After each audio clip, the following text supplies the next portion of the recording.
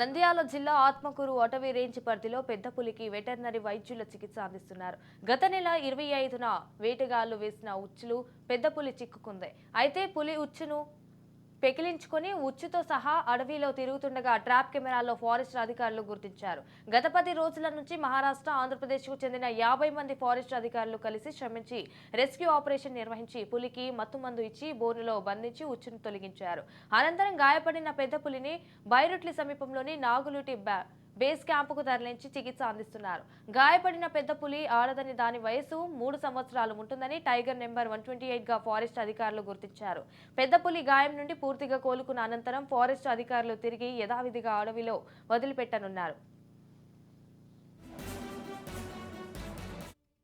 Srisailam tiger reserve పోయిన 20-25 రోజుల క్రితము మనకు కెమెరా ట్రాప్లో ఒక పులికి ఉచ్చి ఉన్నట్టు మనకు కొద్దిగా సంశయాస్పదమైన దొరికింది.